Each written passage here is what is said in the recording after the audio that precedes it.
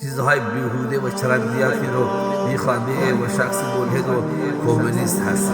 شخصیت خوانی نام فرید دونست که خود را محقق و دکتر معرفی می‌کند که شخصی ملحد و دین هست که بر قرآن کریم اعتراض وارد می‌کند که آسمان ها زمین خدا را منکر هست که خدای وجود دارد و دارد خودش لفاظی می‌کند و نقد می‌کند که چرا خداوند متعال داخل قرآن کریم از زندگی شخصی پیامبر عظیم و شانش صحبت کرده، در اون از زندگی شخصی پیامبر صحبت نمی‌کرد. ببینید قرآن کریم نیاز نداره کسی به اون نقد بکنه. خداوند متعال روزی قرآن کریم رو نازل فرموده از همون روز اول مردم را هشدار داده اند، اونها را بر مقابله فرا خوانده اند که اگر شما واقعا در مورد قرآن مشکوک هستید، قرآن مثل آن را ارائه بدهید در بلاغت، در فصاحت، در علوم غیبی، در علوم آیندگان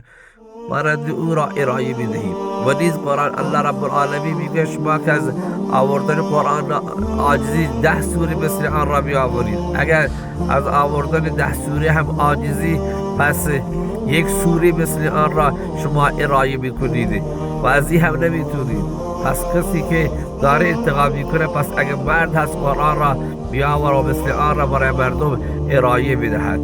این مسئله اول آن هست. مسئله دوم، خداوند متعال راز کائنات داخل قرآن کریم خودش رو بیان فرموده است که ان السماوات والارض كانتا رتقا ففتقناهما، که آسمان ها و زمین یک نقطه بودند. این یک هستی بود که الله رب العالمین آنها را در یک انفجار تکه تکه که از همدیگر جدا کرد.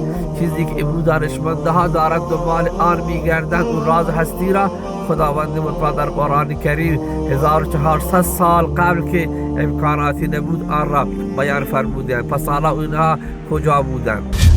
مسئله بعدی اون اسراری هست و اون مثلا اعجاز علمی قرآن کریم خودش برای انسانها بسیار پیچیده است که جوابگو تمام این چیزهای بیهوده چنین افرادی هستند. این یاوه‌گوها میخواد قرآن کریم را محکوم میکنند.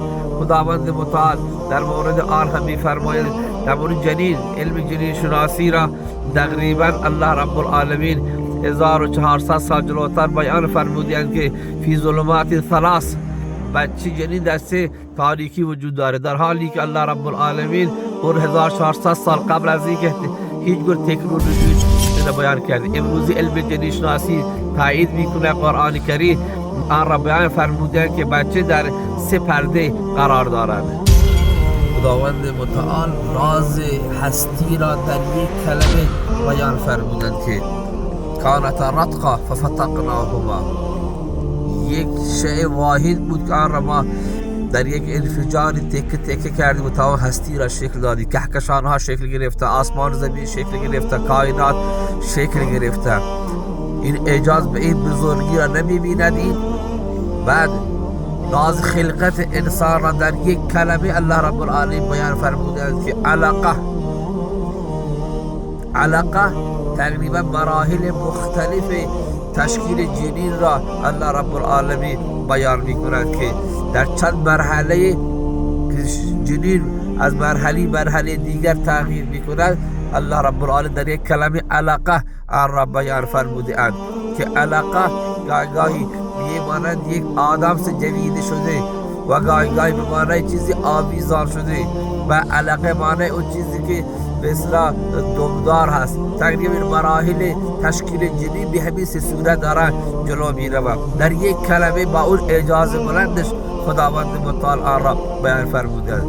اما این که داره در قرآن کریم از زندگی هم نبیش صحبت میکنه، داره به جهانیان بیان میکنه این پیغمبر من انسان بود، اون ماورای طبیعت مخلوقی نبود، انسانی بود که طرف وحی کرده. بزرگترین چیز در این دنیا تربیت انسانه، زندگی انسانه، ساختگی انسانه. آن را الله رب العالمین اینجا بیان فرموده اند. و در جای دیگر خداوند متعال سرعت کائنات را، سرعت رفتار را، بقا را در کلمه دیگر خداوند متعال در قرآن کریم در واقعه معراج بیان می‌فرمایند که هرگاه سرعت فوق العاده باشه اونجا توقف زمان می‌شود. توقف زمان را خداوند متعال در صورت فوق العاده پیامبرش به طرف آسمان ها در بیان معراج سوره اسراء آن را بیان می‌کنند. اما جای دیگر خداوند متعال این انرژی تولید شود دوباره از بین نمی رود، خداوند متعال آن را در بیان بهشت و جهنم بیان فرمودند. اما اینها در فهم یک کمونیست و ملحد نمی گنجند. یک وقتی یک انرژی تولید شد و انرژی از بین نمی رود و برای همیشه ماندگار می شود، خداوند متعال آن را بیان کرده می فرماید بهشت ابدی هست، جهنم ابدی هست. انرژی خیر و انرژی شر، انرژی خیر در بهشت ظاهر می شود، مکان عوض می کند و میره و جلوتر به معنای بعدی که بهشتی هست و انرژی شر در قالب جهنم ظاهر می شود. اما یک بقای دیگر خداوند متعال می فرماید که ما زنده می کنیم و قیامتی برای شما وجود دارد که اقتربت الساعه، قیامت رسیده، قیامت ها، زندگی ابدی برای شما الله رب العالمین بیان کرده. آن را الله رب العالمین در قرآن بیان فرموده. امروزه دانشمنده ها معتقدند که جهانهای موازی زیادی وجود دارد. این جهانهای موازی همون زندگی ماورای بعد انسان را که الله رب العالمین بیان کرده، دانشمندان به این نتیجه رسیدند. جالبتر این است که امروزه چیزی خداوند متعال 1400 سال جلوتر آن را بیان فرموده اند. الله رب العالمین در قرآن کریم آورده. دانشمندان معتقدند که انسانهای مانند انسانهای امروز در کائنات در عالمهای دیگر صورتهای به همین شکل وجود دارد، صورت مثالی که ارواح انسانها تشکل میگیرند. پس اگر کسی قرآن کریم را با حکمت و بصیرت مطالعه میکند میفهمد که قرآن چه هستی بسیار عظیمی هست که الله رب العالمین برای هدایت بشر آن را فرستاده است. خداوند متعال اول میفهمد که هدی للناس، اما عقل میخواهد، بینش درست میخواهد تا کسی آن را بفهمد. مسئله بعدی، امروزه فیزیک کوانتوم در ادعای می کند این است که از عدم خلق می شود، از هیچ وجود می آید. و کسی که از عدم خلق می کند اسم خالق هست، اون است الله. چون داخل این کائنات هیچ چیز از عدم خلق نمی شود. کسی که کائنات را از عدم خلق کن اون الله. در اینو همه فیزیکدانان تایید می کنند چنین چیزی وجود دارد. پس وقتی چنین چیزی وجود دارد اسم خالق هست، نامون الله.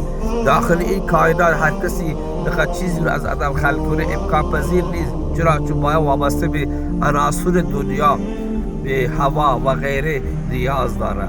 پس اون باید از کائنات بره بیرون تا این چیز را خلق کنه. اون خدا بود که از عدم آن را خلق کرد. این تایید وجود ذات باری تعالی.